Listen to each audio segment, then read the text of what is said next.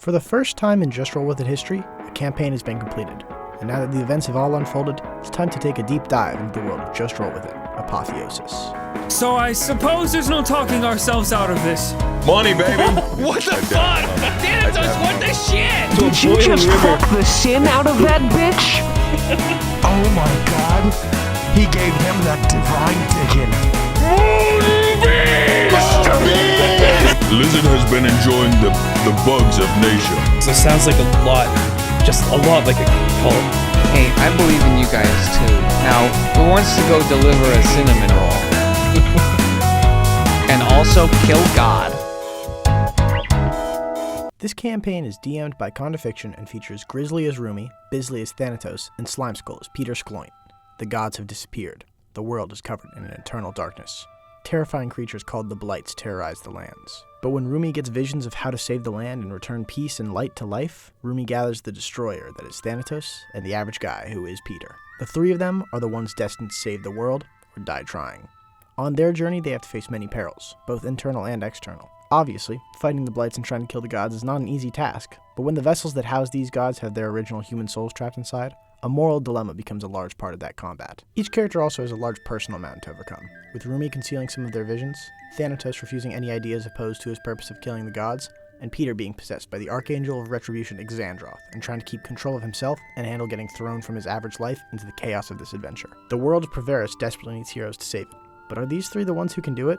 Find out as we dive deeper into the world and the protagonists. Also, this section of the video will not contain any major spoilers for Apotheosis, but the interview with Condifiction is full of spoilers for the campaign, so be warned and go check it out on Patreon for the full unspoiled experience. It's best that way. Without further ado, let's start with the person who gathered the group of heroes, and that is the charismatic Rooney. My name is Rooney, and we will set on this path together to rid this world of the vileness that corrupts it. Guided by otherworldly visions, Rooney knows that they are the one who must gather Peter and Thanatos to save the world.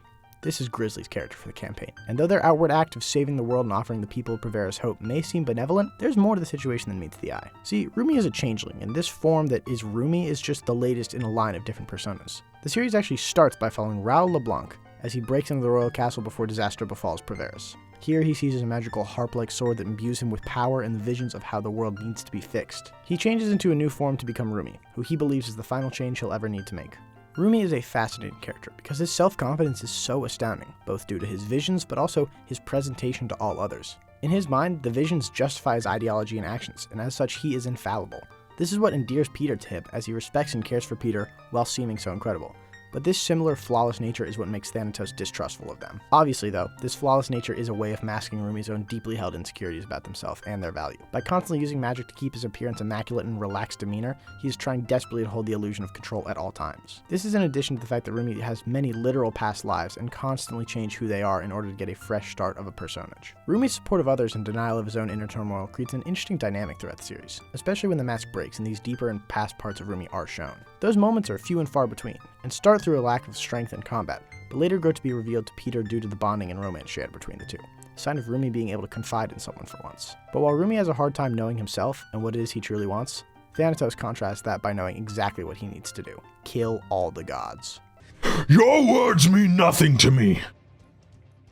Fall and die, so that I can slay the rest of your blood. Thanatos the Godslayer has no qualms or questions about his purpose. Yet he did not always used to be this way. He was once known as Thaddeus Dawnguard, a member of the Holy Family, who was trained with his brothers to fight alongside and protect the gods and uphold the safety of Perverus. That is, until he found out about the truth of his creation. He was a warforged, and he found a second version of himself being created by his father. A clash ensued, and Thanatos left the Holy Family, after slaying his father with only one thought in his mind: the gods shall pay. As you can expect from this origin, Thanatos is not a very jovial character. Throughout his journey with Peter and Rooney, he's not shy about telling either of them that he will kill them if they are to get in his way.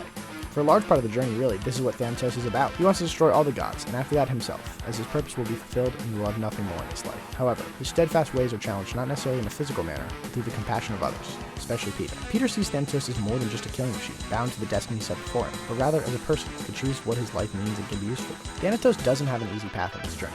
With the amount of additional information about himself he gets as time goes on, things only get more difficult. He even has to face those who he once considered his family, now corrupted by the destruction of the world. Yet his strength never fails him, and so his mind becomes his only point of uncertainty.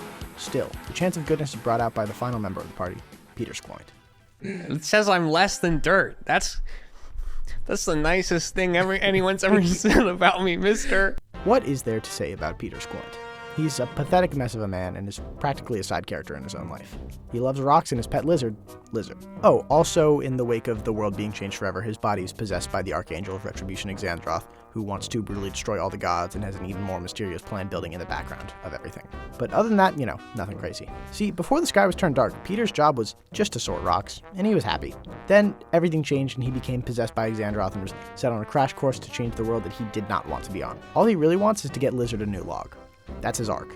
Peter adds a great dynamic to the trio, though, as he does not have some sort of personal destiny or omniscient vision to follow. In fact, he isn't necessarily always on board with killing the gods, considering he, like most civilians, was a fan of them before the world changed. For a large part of the journey, he just goes along with what Rooney and Thanatos say and tell him to do, out of admiration and fear, respectively.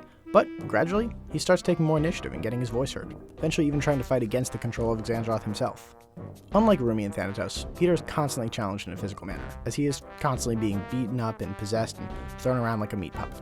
He definitely tries to stand his ground and to use words as opposed to fists, but it just does not work out well for him. Still, he is the most mentally and emotionally sound of the group somehow, and is really the only reason it doesn't fall apart at even the slightest sense of turmoil. Peter's a simple man, but sometimes simplicity is exactly what is needed to keep things running smoothly.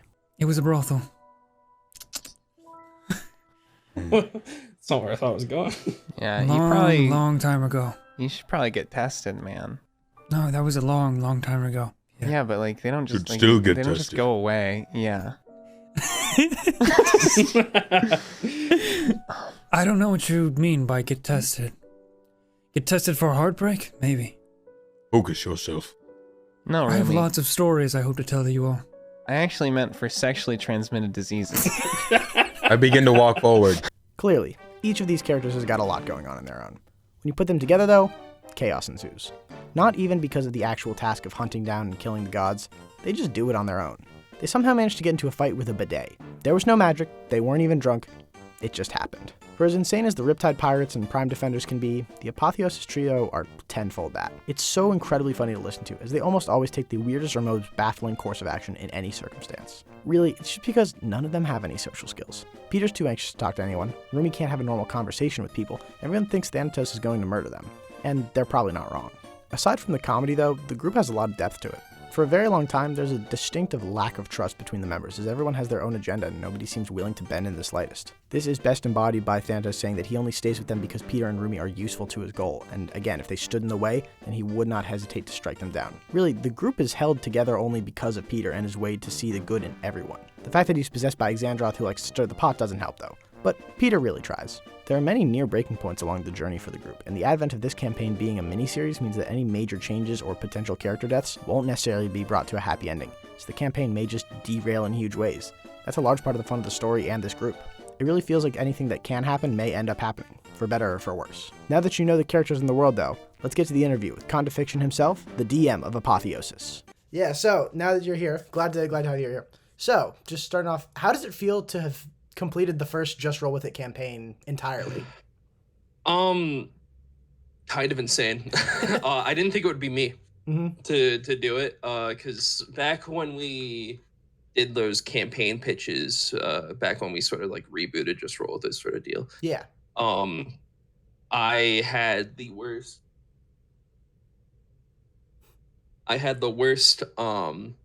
just anxiety about DMing in general. Like I did not want to do it. It gave me just terrible like panic attacks when I had to think about like running anything at all.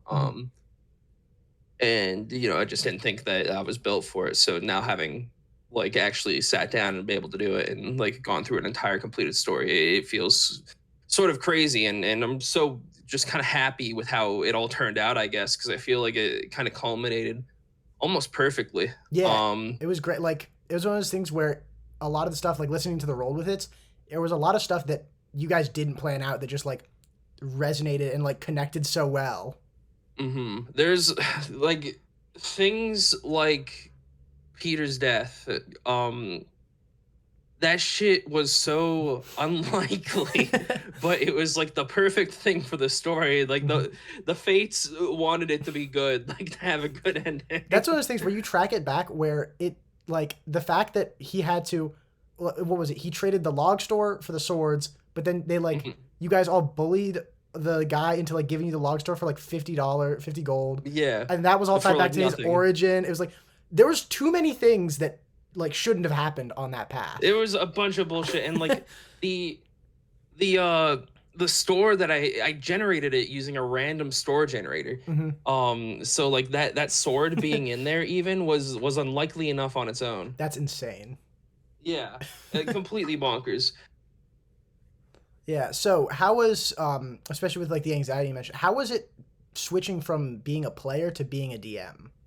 Hard. It was hard. Oh man, it's so much more work to be a DM than it is to be a player, because like you don't think about it, but like once a week is not a lot of time between sessions, you know. And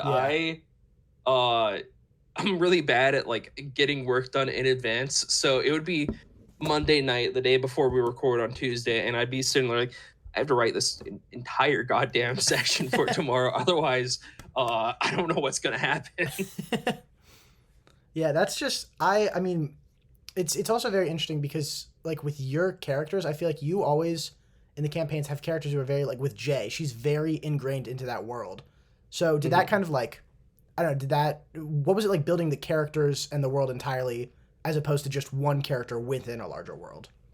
I actually think it was a lot easier for me to make like NPCs. I love world building, first of all. World building is like one of my favorite things to do. I could sit down and I did sit down for hours talking to Charlie about like ways to build either my world or his world for his upcoming campaign. Whenever he does that, which eventually. Characters are a little tougher. Still, I just don't feel as much pressure though when I'm a DM to like make these characters perfect. I don't know. I feel like it should be the opposite way, obviously. But for some reason, when I'm making characters as a DM, I'm like, they don't need to. Nobody knows what these characters are like. They're only going to be around for an episode or two tops, so they don't need to be perfect. They just need to get the job done that I basically have for them. Yeah, it's not as like you're not sticking with this character for 70 episodes or something. It's just exactly. It's just they're there and then they're gone. Like once they've served their purpose, which made it a lot easier in my brain to sort of play the characters, because when I'm playing Jay or Vincent, I get so in my own head about things, and I'm like, oh, how would Jay react to this? And sometimes you'll see me on camera and I'll be looking down like this in episodes, and it's because like I'm trying to really get into their mood at the moment, and I'm like, what the fuck would they say while Chip is sitting here with goop in his pants? Like, what do I do? That is one of those things where it's just like, how would any sane person react to that? Just exactly. And like I try to play my characters pretty realistic for the most part. So sometimes it's a little hard with the suspension of disbelief in some situations. Yeah. So with the world building as well, you were talking just music in general. It's a very intrinsic relationship to Apotheosis as a campaign as a whole, with characters, with the world. How did that affect your creation process? Well, I can say my entire creation process kind of revolved around music. I've tweeted about it a lot, but like I have entire playlists of stuff I would listen to when I was writing for Apotheosis. And usually the way I go into episodes is I have one scene in mind, and I just I write, here's what goes on to get to this scene. This is the scene. This is a music scene. This is the one where I'm listening to the music, and then it's just everything after that. So I basically plan around this one scene that fits the song I'm using for inspiration, that fits the vibe for the episode, and go from there. And I think it generally works out because it gives me at the very least one scene per episode that I think really stands out. And but I wouldn't be able to write anything without the music. I wouldn't be able to get the vibe right at all. It's basically necessary for me.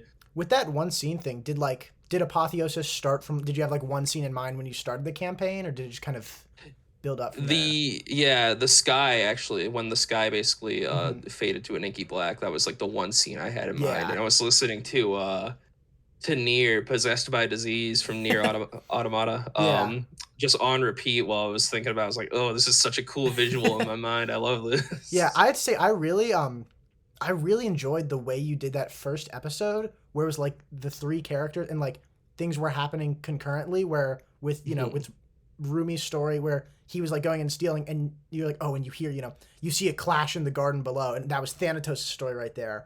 And kind of weaving them together was really incredible. How did you like? Why was that the way you decided to go for it instead of starting with the group together kind of thing? I can't remember exactly what like was going through my mind at the moment, but like when I started right of the campaign, I knew I wanted them to start separate in this way and like sort of come together by some sort of fate or something. Yeah. Because in my mind, it's a mini campaign, and you don't get a lot of time to meet these characters and see what they're like and see their origin story. So I wanted to make sure like that who they were and where they came from was very clear from episode 1, and then things from there, any progression they have is just on the table, and for the characters to sort of explore, and the viewers don't need to be like, oh, I wonder why Thanatos is talking about killing gods. What did they do to him? Yeah. That's cool. Yeah, laying it all on the table. Mm-hmm. So one, being a DM does not seem easy, but how did you deal with the trio of Peter, Rumi, and Thanatos, who are objectively the most like unhinged group in all of Just Roll With It history, I feel like? I think the most succinct thing I can say is I just rolled with it, man. I mean, I like to play it super loose as a DM and just like make sure everybody's having fun, and I don't put too much like emphasis on the rules if I can avoid it. So, when they wanted to do something really fucking cool or really stupid, like fighting a bidet, I was like, fuck it. If this is what they want to do today, sure. Like, by all means, man. Mind you, sometimes it's a little bit tough when you have this world and you have this session planned, and they're like, hey, how about Peter, you go hug Big Boob Lady.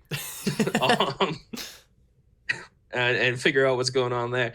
And you're like, okay, well, shit. I mean, it always ends up in a good, either just something funny or something good story-wise. Like, how do you just react to that in the moment kind of thing? I mean, you can see it in my face, surely. Where sometimes I'll just lean back, like, kind of deal. It's I don't know. I try to just take it in stride and have fun with it if they goof off and be chaotic. Yeah. With the chaos, what was kind of your reaction when Peter and Rumi had sex in the middle of whatever episode, in the middle of the session?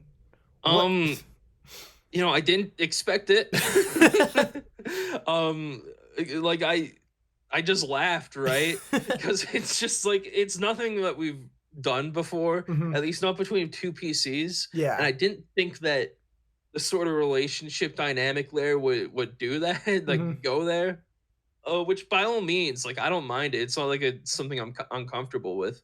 But in the moment, they just had this serious conversation with Ramir, and then they're like, "What a fuck?" What? Yeah, it was one of those things where like.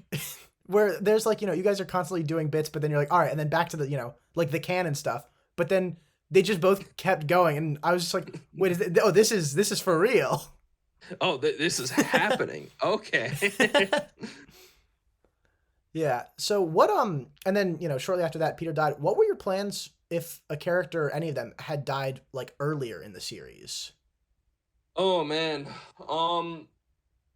I'll be honest, like for the most part, I was trying to avoid character death, at least early in the series, because I don't like the idea of reintroducing characters later on, especially in a short campaign. Kind of feels lame, because for the story at least, if somebody had died, and like, I mean, I would have let them die, because they didn't have any resurrection magic really until actually exactly when they died, needed so, it. Yeah. Yeah. I'm not sure what it would have done. I would have come up with something, but it's not something that had like filled my mind, because I suck at balancing fights anyways, and usually it made them too weak. Let me think about that for a second. Yeah, no worries.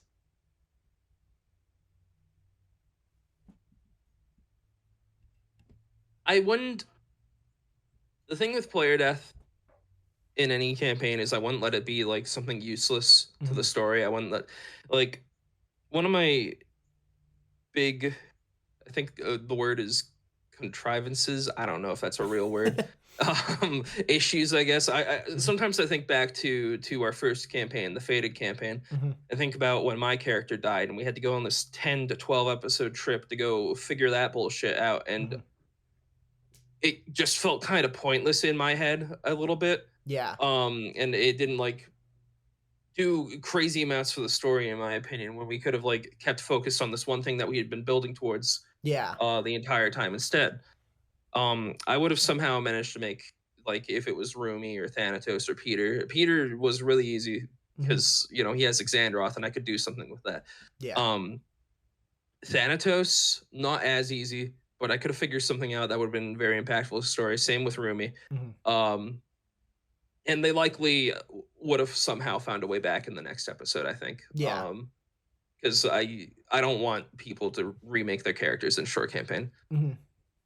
That's just me, though. You know, it might be a little unique take on it, but like I really like telling a good story. And yeah, I think it makes sense because when you're not like, when you don't have the breadth of something like, you know, with Riptide, for example, where that's, you know, such an expansive story, you know, it's, you know, you've got a beginning and an end point, and you have to, you know, it's a short campaign. You're not going en masse. So yeah, I think that makes a lot of sense.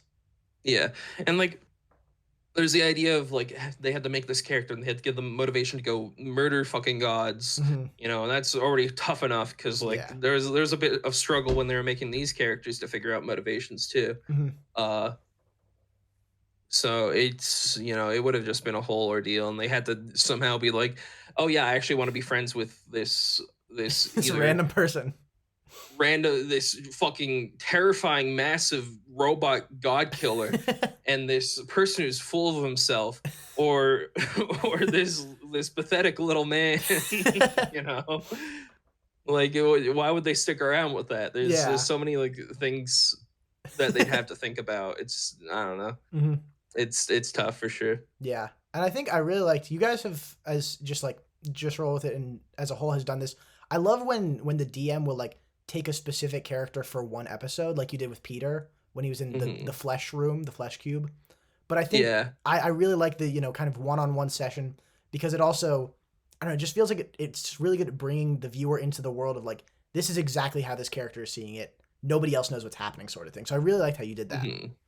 No, for sure. Fun thing about the one-on-one with Peter too is it was an hour before we were supposed to record the main episode. I was like, you know, I should probably do something with Peter. So I called him and just ran this fight. And I had no intentions on doing it beforehand. So I mean, hey, it turned out great. It worked well.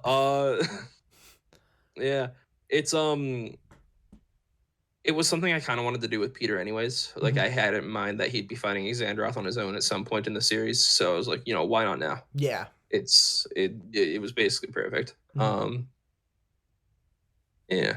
Yeah, I also just, I don't know, with that fight, I thought it was really good how it pulled from just everything, how you pulled from like Rumi and, you know, the ideas of Thanatos, how you like, I thought one of the brilliant things was when you let Charlie heal with Lizard from the outside world, because technically he was on the sword.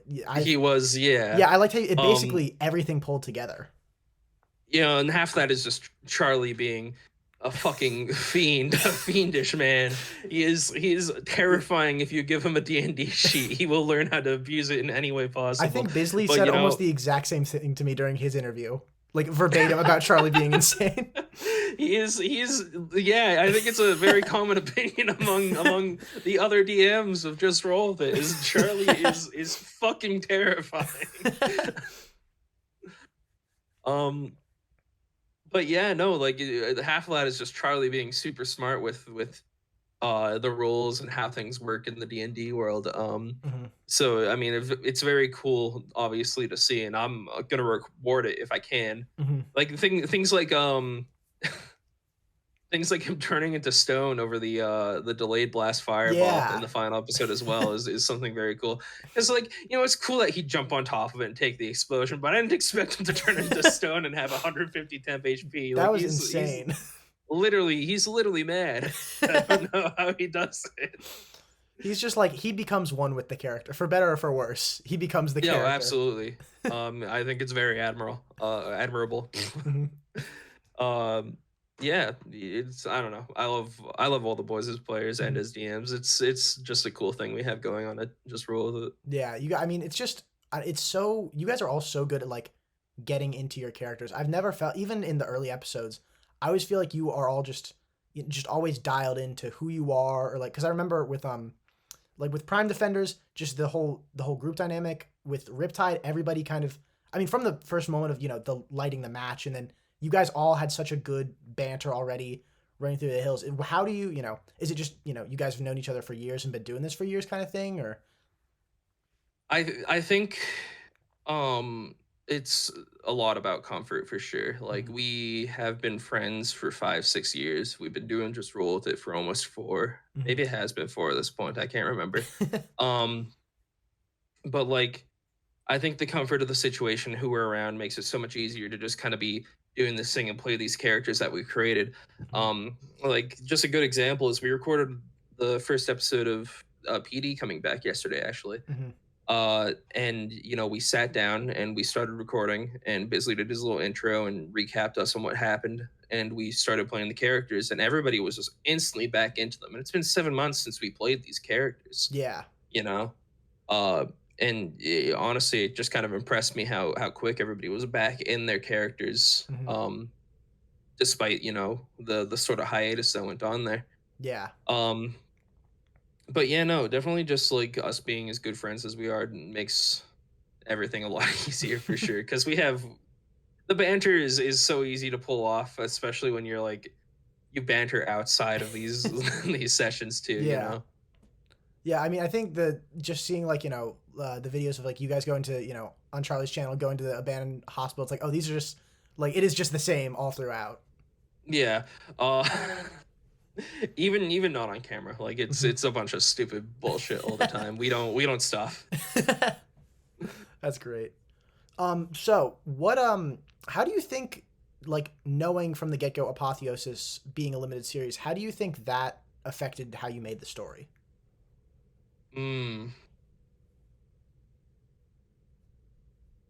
I think it being a limited series definitely made me sort of like cherish every episode a little bit more. When I was writing, like I knew that there's only so many of these episodes I'm gonna get, so I need to have everyone count and have something in it.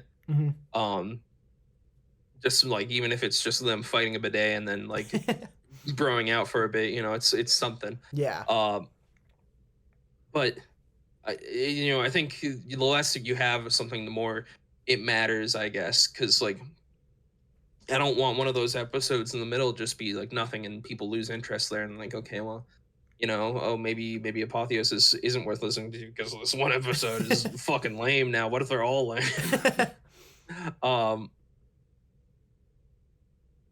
Besides that, I don't know how much shit would have changed things. I think it helped a lot having this sort of defined beginning and end, especially having a defined end with this clear cut goal.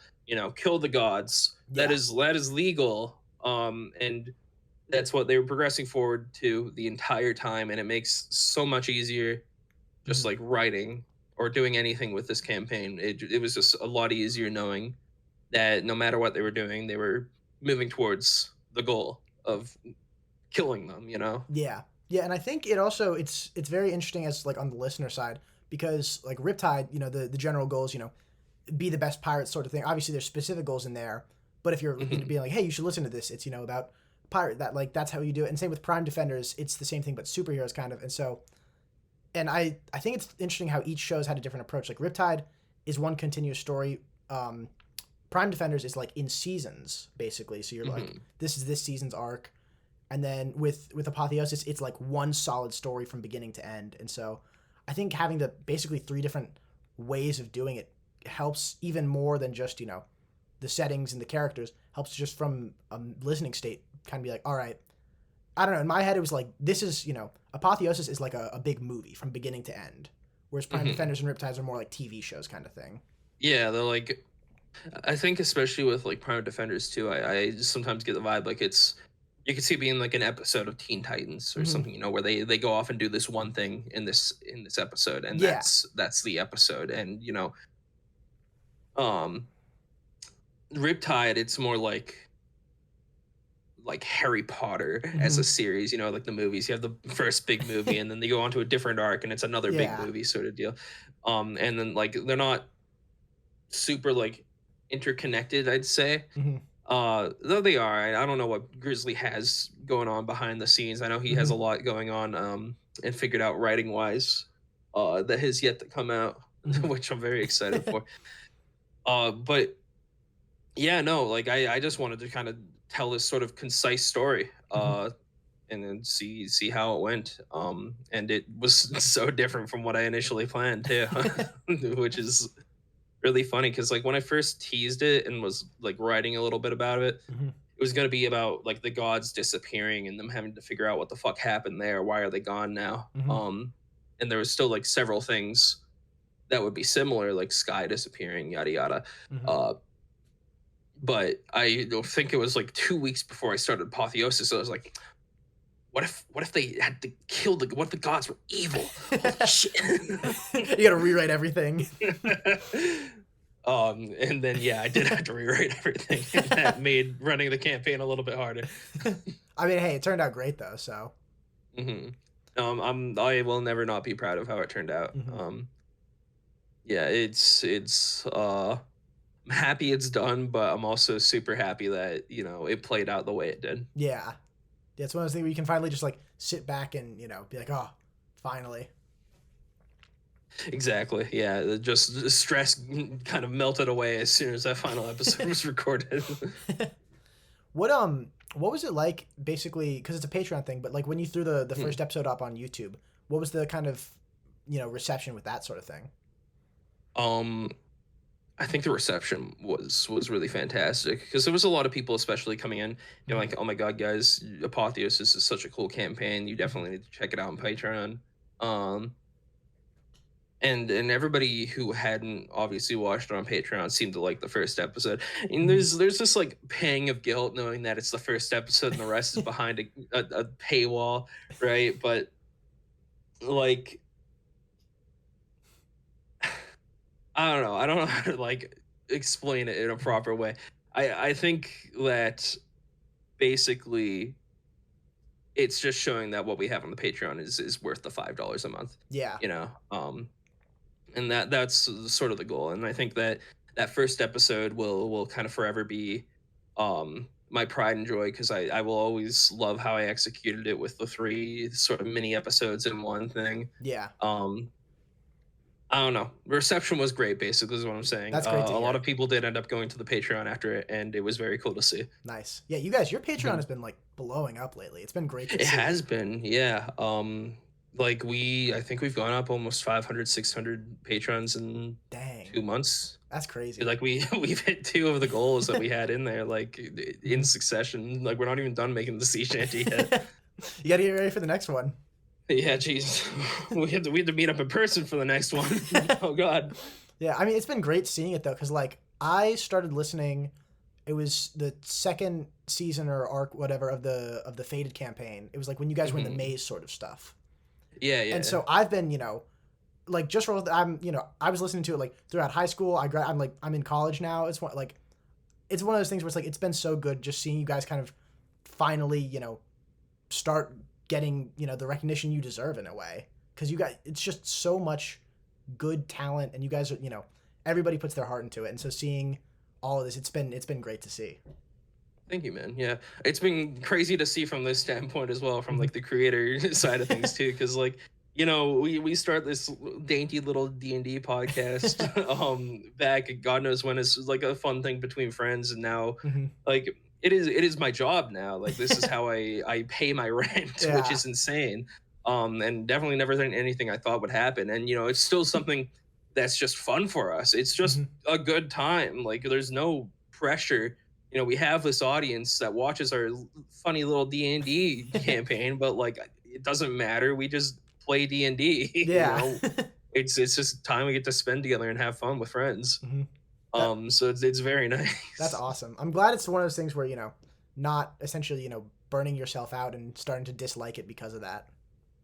Oh, absolutely not. Yeah. I don't know if I'll ever get burnt out on D&D, honestly. Mm-hmm. Maybe someday, when we're, maybe 10 years down the line since we started, I'll be like, what if we did like something else? Like what if we tried Pathfinder, guys? 'Cause I like math. That's the 10-year change as you change entirely systems. It's just a new system. What if we tried VRRP, huh? What about that? Yeah. That actually that brings up a question. What if, for you guys, what is the with the creative process, since it's so much, do you ever get that feeling of, in the moment kind of burnout thing when you're having to build this elaborate story? Yes. I actually, me especially, and obviously I can't really speak to the experiences of everybody else, but me especially, I get burnt out so easily when it comes to creative stuff.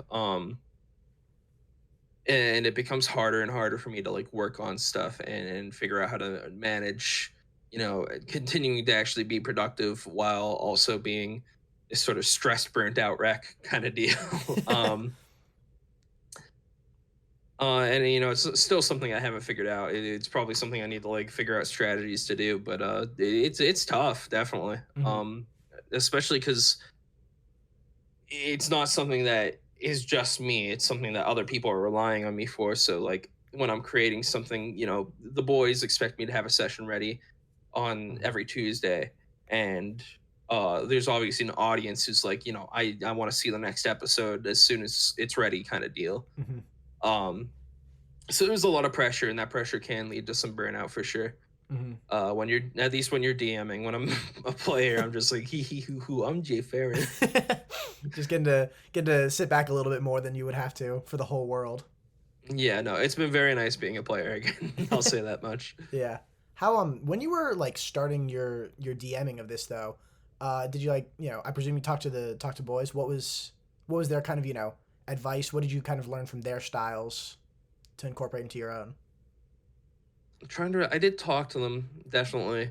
I think it essentially came down to, we're all friends.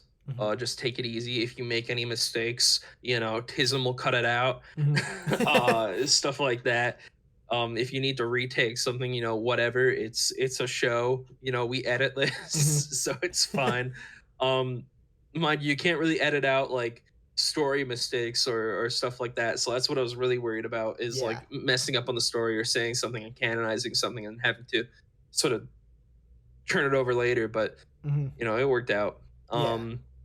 As far as DMing goes, I don't know if I got any like explicit DMing advice. I was actually very bad about like looking at videos because they're like, oh, watch these videos about DMing. I was like, yeah, I'll do that. I'll get to that for sure. Yep.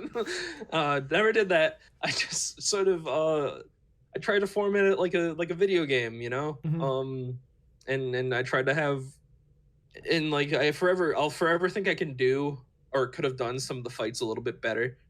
Because I had mechanics in mind for a few of the fights that never came up, because pacing a D&D fight is incredibly hard. Something I learned while doing this campaign. Didn't figure out how to fix that, because even the final fight, I was like, wow, I don't know how to pace this, and I have so many other ideas, and none of them came up. So I forget exactly where I was going before I said that. Shit. Basically though, yeah, I just structured it like a video game, and I tried to sort of, make sure that it was fun to play, and that there were things happening that were interesting at the very least. And I think it worked out at the end of the day. Yeah. I think I definitely grew exponentially as a DM over time too. So. I think as well with when you mentioned the video game kind of thing, it did very much feel like a game where like each boss had its own mechanic, right? Like it was the same end goal of, kill the god, but sometimes you're falling out of the middle of the air. Sometimes it's just an arm wrestling competition and just kind of spitballing, which that was great. Just the whole, how do we get you out? I don't know, man. Just Tyrese will always be my favorite god just because he's so silly. I definitely had different plans for him, but then I was sitting there thinking about it. I was like, why why do they have to fight every god? What if they had to do something different with a god Yeah. to beat them? You know. Well, and then they just So it's like made him their little pet, essentially, and just brought him around with them. which kind of led up to like just the culmination of my favorite joke, just like while they're sitting there, and he's just lying on Peter's dead back, like, "Hey guys, what's up? It's me, Darius. You forget about me? What the fuck? Like, I'm still here. Still here, not dead." Well, he gets murdered like 150 times or whatever. Yeah, it's I don't know. He's just like the perfect. Sometimes you just need that comedic relief, Yeah. kind of guy, you know. Yeah, he was just the fact that as well, he's like, I don't know, I think this guy was into this, you know, he's pretty well known. He was just like, he had no clue what was going on. He was like, I don't know, himbo. I like playing himbo. Basically. they're goofy, they're fun. And what you're talking about a little bit earlier with changing things, you mentioned one of the rolled with it's that the episode where Peter died, or that was actually you redid that episode essentially. What was the original version of that like essentially? I had this weird idea that the gods were like, oh, you know, we're fucked at this point. Mm-hmm. And they were on to Zuin for being a traitorous sort of bastard. So like, you know, Mm-hmm. we're gonna get you to prove your worth and figure out if you can actually kill Zuin. Mm-hmm. And that was kind of gonna be the idea. And the way I ran the combat was kind of dry and I didn't like it much. And like there was a situation where like Rooney was trying to talk to them, but they wouldn't respond because they wouldn't have with how I had built them out for that combat. And it just kind of culminated. I was sitting there and I was like, you know, this sucks. Actually, I don't like this. I want to redo this episode. Mm-hmm. And this was during Just Roll With It week, right before I got sick too. So I was like, that sucks. And then I fucking got deathly ill. So you know, sometimes it doesn't always go perfectly for sure. But I think redoing the episode was definitely a good idea. Even if Peter hadn't died in the new recreated episode, Yeah. I think it was still a billion times better than what was going on the first time. Mm-hmm. Yeah. Yeah. So with this is just a general question, but also for you guys with the with like the just roll what if sort of things. How do you figure out when you're gonna do like the cross campaign things? Like, you know, you had the one where it was you know, the three different characters solving things, or the Prime Defenders meeting the Riptide Pirates. You know, how do you figure out who you're going to use for those and how often you do those sort of ones? And now that Apotheosis is around, how you're going to incorporate that as well? We just kind of do them. You know, we'll be sitting there and it's like, oh, we need to record a what if, and somebody will be like, okay, what if we do this? And we're like, yeah, sure. And usually it's just like whatever player is like, I want to play this character today. And they'll just kind of choose whoever they want to play and go from there. So it basically all it's done is expand our character selection a little bit. Yeah. So if we have another interdimensional game show kind of deal, you know, maybe Thanatos will be there instead. Yeah. Something silly like that. It's also, I always wonder because like you know, what got retroactively added to Mythborn, that like Connor got eaten by rats or something? Just the retroactive. That Connor and Aster were in love, and Connor also got eaten by rats and killed. So rest in peace. Really just sad day for Connor. Connor's rough day for Connor, but you know, who knows, maybe Connor's corpse will come back in a different one. Oh, surely. I mean, who knows? Maybe we'll just pluck him from a little bit before he just like the moment before he gets ripped eaten. apart by rats. So yeah, I mean, I think everyone would love to see that. Who would you want to see crossover between the different campaigns? Easy, one from each campaign: Gillian Tidestrider, Thanatos, and Dakota Cole. That would be unhinged. It would be absolutely bonkers. They'd probably try to kill each other for a little bit.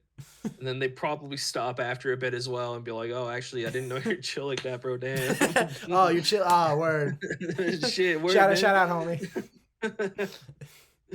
Yeah, that feels like it'd be one of those things with like the Marvel movies where they always the heroes have to fight and they're like, oh wait, you're hype. Actually, let's Actually, chill. you're cool. You're cool. I didn't realize you were What? cool like that, man. That's hype.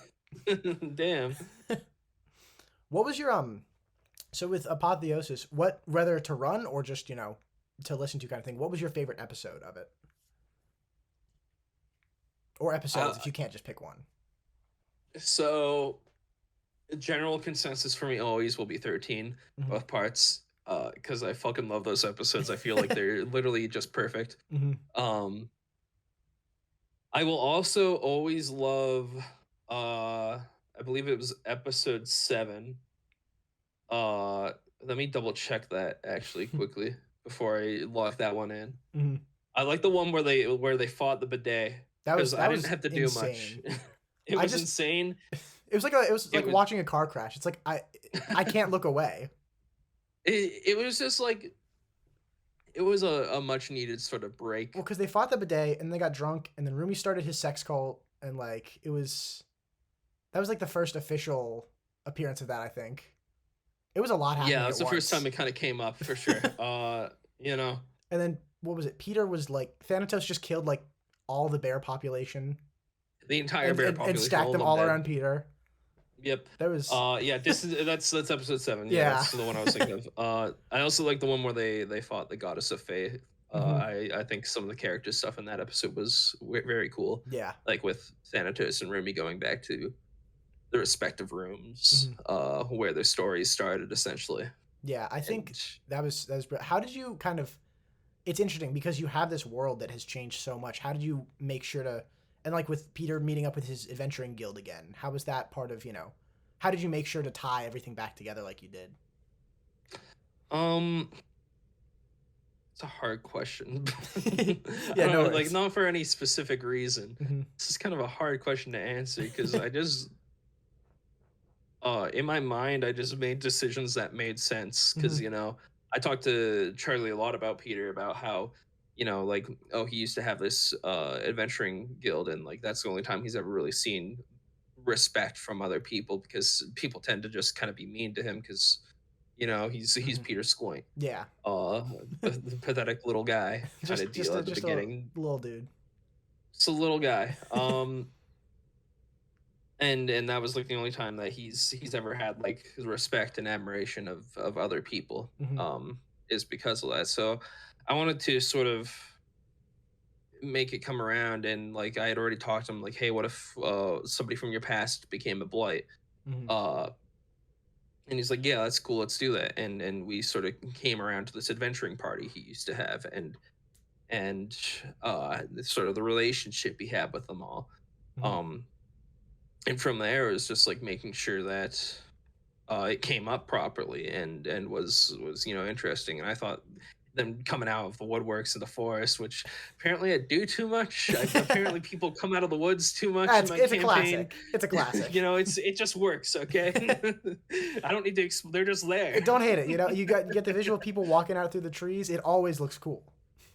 Exactly. I just figured that it was cool for them to like be hunting for their old sort of adventuring party and try to like assimilate them into this hive mind type deal that they had going on. Yeah. Other than that, yeah, I'm not sure. I just kind of did what felt right for the story at any given moment. I mean, it's one of those things. It just felt very good to have because everybody got those sorts of moments where they, reconnected with their past, or like when they went to the bar and it was Rumi's family's bar. Just those kind of, those tie-togethers. Peter finding all his favorite rocks along the ground, getting his pegmatite and everything. For sure. But yeah, I think, and especially like Thanatos as well, seeing Tristan again and sort of unlocking his own history. Yeah, a bit of it. For the most part, though, I did intentionally kind of leave it. I have an entire thing written out for you got the whole backstory. Official backstory. Yeah, like back when he was a human kind of deal and why he started the project. But I don't think it's ever going to see the light of day. I don't think I ever want it to because I think it's more interesting to be speculative of what it could have been. You know? That's what you released that for like the 10-year Apotheosis anniversary or something. Yeah, maybe eventually, maybe when it goes public, because I do want to go public with it eventually after like a year or so, and kind of see where it's at. That's up to the boys too, though. I don't really have that authority. Yeah. So when you started the series, what did you kind of think the finale was going to be like? Because you had basically, you know, you had Grizzly and Bisley on a warpath towards each other. So how did you, when you were starting, what were you preparing for at the end? Yeah, so I'm pretty sure I've mentioned this on the Just Rolled With It's, that Grizzly and Bisley both messaged me on the same day with their sort of like opposite, sort of clashing bullshit of, oh yeah, I want to become God and do this insane sort of morally gray, but Peter or Rooney perceives it as a good sort of deal thing. And then Bisley, he just messaged me same day and he's like, hey, I want to take the power of the gods and destroy the world. So I was like, okay, yeah, you guys are gonna fucking fight at the end. So that's what I was honest to God prepared for. And up until episode 13, I was convinced it was gonna happen because there's no way that they weren't gonna fight, because Rooney still wanted to be sort of this insane person, and Thanatos probably still wanted to destroy the world. Yeah. I'm not gonna lie to you. he was still on his like, I'm killing everything and then myself. And then just that's it. So I basically planned for it to be this sort of PvP encounter, except I think I wanted to change it a little bit and maybe give one of them like a monster, like a stat block, instead of having the actual character sheet, because D&D isn't really balanced for PvP combat at all. So I wanted to try to maybe figure out how to make it a more likely it could be either situation, or there was this odd, like, maybe 1% chance in the corner that Peter somehow talked them both out of it. But I didn't see that happening necessarily either, because it's a little they're very dedicated to their causes. Yeah, and then so with the actual finale, I really liked the fact that Zune was basically, he wasn't just this kind of, as people would expect, like a maniacal, I've controlled it. He's just like, bro, just like kill me. I did the cycle. I forgot that I messed it up. That irony was really good that he was the one who messed it up. How did, what was the creation of Zune like for that, that final boss? Because we never had that in Just Roll With It before. Like, this is the end of the campaign sort of thing. It was a little tough because, like, there was no way I could really build him up over the campaign, because he was this sort of elusive figure, just like, oh, this is the final guy. But like, he wasn't like gonna show his face. He sort of had this plan the entire time that required the three of them, which is in this case Rooney, Thanatos, and Xander, not Peter, to sort of come up there and clash over their ideals and bring the world into whatever the fuck they want the world to be at that point. And he just wanted to have no part of it. Like, he basically, if they had clashed, he wouldn't have shown his face. He would have shown his face eventually and then be like, okay, just kill me. I'm not gonna fight I'm back. here. Just cut my head off. Just shoot me. I'm right here. You're gone now. Go for it. So like, and I just thought it was sort of funner to give him very non-conventional motives, I guess.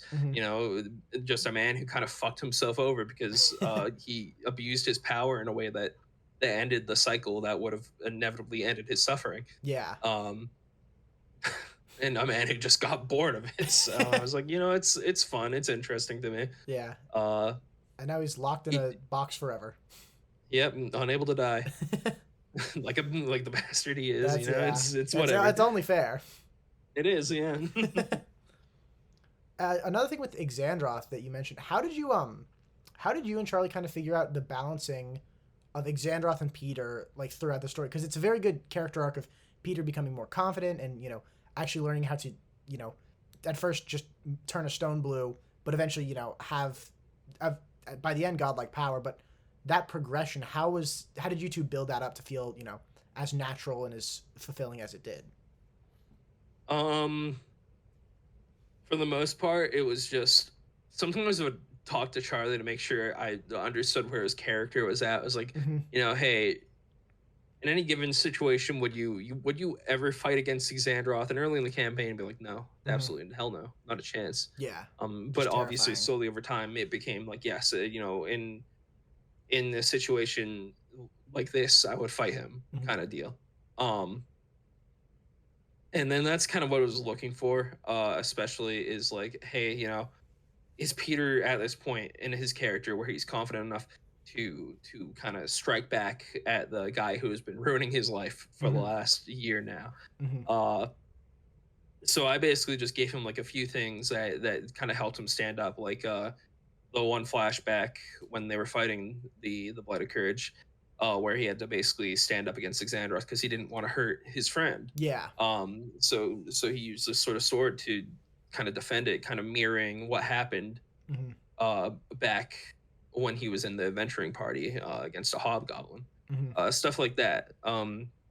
So it's basically just introducing these ideas to Peter that maybe he can stand up, and then he had all this outward positive support from Rooney and even Thanatos eventually, that sort of culminated in him just becoming a better character. And yeah, I mean, it just worked out. Yeah. It felt really well, lined up. It was funny though, because like Charlie keeps making characters that have like randomly he will not have control, because like with William Wisp at the beginning, he just phased through things. At the beginning with Peter, he just like gets taken over by Xandroth. Yeah, I think he thinks it's funny. Yeah. I also with the sword, just the way it is, yeah. With you talking about it being built like a video game earlier, I think all the items for the different blights kind of play into that. Basically, in a video game, it'd be like an optional thing where if you go out and seek it out, the boss fight changes. And I think, having the different items and the guys not always knowing how to use it, but always trying by, after they couldn't at the very start. I think that was a very cool, because none of it was ever necessary, right? Thanatos was always ready to go in guns blazing, but kind of a testament to Peter and Rumi's character of, well, let's try to heal. Well, more so Peter's character and Rumi's playing along with Peter in a way. Yeah. Yeah, no, it was something I wasn't planning for ever at any point. I was like, you guys just go kill these motherfuckers, whatever, who cares? And they were like, no, I want to save them. I was like, that ruins the entire point of my campaign, man. So I'm giving you a chance to just murder. I had to like kind of come up with this balance of like freeing the souls of the people who were basically taken over to become the blights. And sometimes that was really hard to implement. I'm really glad that they didn't actually do it with the last two gods there. Because I was like, I'm not entirely sure, like, just the character that would have been taken over by compassion and wisdom was just like a fucking monk. He was just a isolated monk in the woods. You got a 2-for-1 deal of gods. Yeah. So it's like, how do you save that? You probably don't. That would probably just be one where it's like, no, you can't save this guy because like this is what he wanted, kind of deal. He was trying for this, and he got what he needed. He got what he wanted. Nobody can tell him otherwise. Yeah. Yeah. But I think it culminated into some very cool moments, obviously. Like the one that stands out the most is his when they were freeing Yuri, Thanatos' sister, from the goddess of faith. I think that was a very nice moment, actually, and I think it definitely improved a lot of the episodes when they were trying to free them, Yeah, I think it also, with that, it very much tied into, with Thanatos, that felt like the start of his character actually changing for once. Because up until then, he was, Peter and Rui tried to talk to him, but he was still like, oh, cool, I'm going to murder everything. Right? And then he sees his family, and even though he has to fight his family yet again, it's that sort of, he has the banter with his brothers. He's, sees the hall where he took his father's life, and he is able to save his sister. It was one of those, it was very emotional, but not necessarily outspoken kind of things. Yeah, absolutely. Yeah. Yeah, I don't know, man. I gotta congratulate you guys all on a whole with Apotheosis. It just kept blowing my mind at every turn, sort of thing. I'm really glad, man. The reception to it has been really cool for me to see, because like And like I mentioned it at the very end of the final episode, that like it was very hard for me, and it's hard for me to put myself out creatively Mhm. into the world, because this is something that I put my heart and soul into, and it's terrifying to kind Yeah. of throw that out into the face of criticism. But like everybody has been super kind about it, and like just said, oh, this is my favorite campaign, or Mhm. oh, this was fucking amazing, I enjoyed every second of it, and that just obviously feels good to see. Yeah. um I mean, what was it like getting fan art for, for things, for characters that you describe, because it happens with Riptide, it happened with Prime Defenders, and I've seen a lot with Apotheosis. How is it seeing mhm. people like draw your world for the first time that you'd only ever spoken? It's always so cool to see, man. Fan art will always blow me away. It doesn't even matter if it's Apotheosis or anything else. Like Mhm. when I see fan art of like a location that's described or a character that's described, I'm always like, that's fucking sick as hell, man. Mhm. And like especially when it's like, this is exactly what I pictured. This is the perfect art of this character for me, Yeah. or this place. It's just awesome. Hmm. It's very cool to see that we have such a sort of talented fan base that makes this stuff. Yeah, the just roll with the community is insane. Like I do my, I got my video essays. I got you and Bisley. I got half you guys so far. But like the people who are doing full-fledged animations, like I've seen people do like 15-minute animations of like full lengthy scenes, and it just blows my mind. Yeah, it's bonkers, and like I do my best to watch as many of them as possible. Especially like I love watching animatics. They're Mhm. so fun to see. Yeah. But like it's everything. Like there's people making music, there's people making huge pieces of art, Mhm. there's people making like 3D models, there's people doing like It's they're wild. making like clay models like with their hands. I'm Yeah. like, people do that for us. It's wild, man.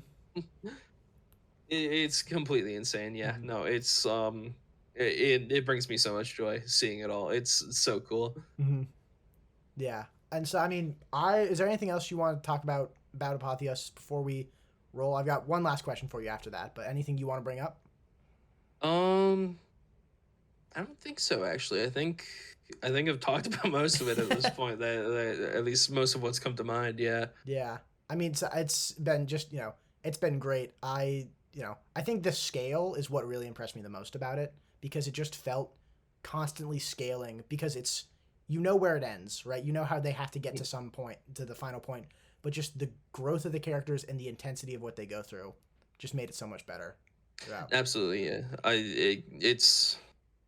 I don't know. It just feels great because, like, especially with the character arcs, I think Mhm. seeing these characters kind of from where they start to where they ended Mhm. will always be such a cool thing. It's something we haven't been able to experience yet in other campaigns, and Yeah. I'm so looking forward to it when we do be able to, like, with any of the characters on any other campaigns, and it'll come Yeah. eventually. But Yeah. since they're longer form, obviously it has to take a bit longer. Mhm. I mean, you can. It's crazy seeing the growth already. Like, I mean, with Jay specifically, start her Hmm. whole, Riptide spoilers, but the whole with revealing that she was with the Navy for so long, and Hmm. was could have just betrayed everything in that campaign.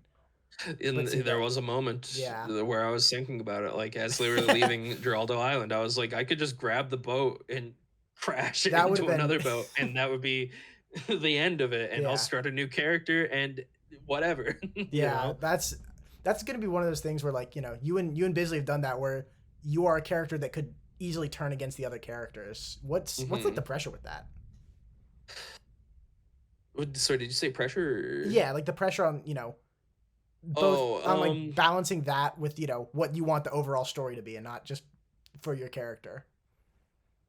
I think so. It wasn't necessarily an overall story thing for me, Hmm. as much as it was that I wanted to sort of like I had the idea for the character, and I was like, okay, this is where she is. So for the entire first 44 episodes, she was basically taking notes, Hmm. and I was taking notes on how she felt about Chip and Gillian, and like if they were generally good things or bad things, like Hmm.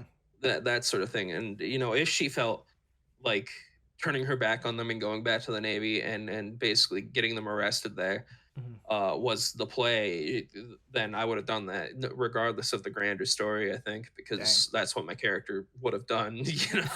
Yeah. As cliche as that is for D&D. Hmm. uh So like there wasn't necessarily a pressure, I'd say. It was just more if in the moment I felt like Jay had sort of fostered a good enough relationship with Gillian and Chip. And at the moment, I'm pretty sure I was generally in the negative with Chip Mm-hmm. At that time, and the only thing that kept me around was Gillian. Just in the moment. So I guess good thing Gillian's nice to Jay. Yeah, I thought that was great as well because that was like right as you guys had refound Dre. So it's like not only am I pissed at Chip, but also like this is my family member who became a pirate, and look at the terrible shape he's in. Yeah. So it's like, but the fact that that Jay stayed with them. I mean, I think it's been great. Would you? I'm definitely happy that she stuck around. Yeah. And there is times I'm not like super incredibly confident with Jay Farron at all times. Sometimes I struggle playing her a lot and figuring out where I want to take her. But I've been getting a little bit better at it, so it's tough though still for me.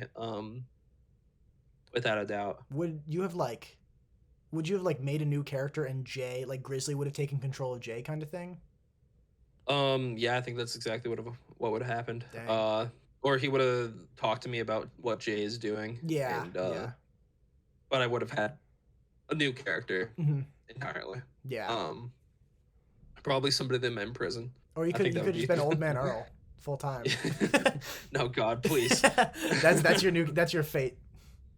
Yeah, I made the mistake once of playing a NPC that the DM has given me, and I think I don't want to do that again. I'd rather just make my own character. Yeah.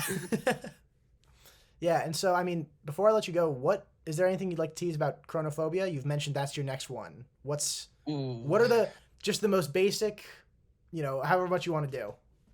What should we? Yeah, I mean, obviously for? it's a time skip campaign, not time skip, a time loop campaign, right? So I'm very excited to just kind of be working with that in the confines of that, because that means I can have this entire sort of setting and be like, this happens at this time, this happens at this time, and they have to figure out all the connecting bullshit. It is generally going to be more mystery and more RP based than Apotheosis. Yeah. I actually want them to be like incredibly weak. I want them to fear entering a conflict because it will likely end in their death and eventual revive at the beginning of the loop again. But basically I am trying to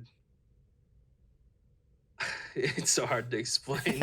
I just want something more RP based than combat focused this time around. It is the gist of it.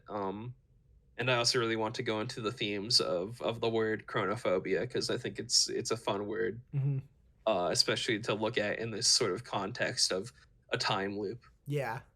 Yeah, and I saw that you tweeted that like Neo, The World Ends With You is going to be an inspiration on that, and like yes, I mean you got the profile picture, I got the World Ends With You profile picture. Yeah, I'm very excited for that, man. I had to respect to a fellow World Ends With You fan. Exactly. The fucking favorite game of all time, without a doubt. It's so good. It's so good. It's so good. But yeah, just I need to replay it someday. It's been so long. That'll be the next video. It's us just nerding about World Ends With You. just talking about the World Ends With You. Just like casually.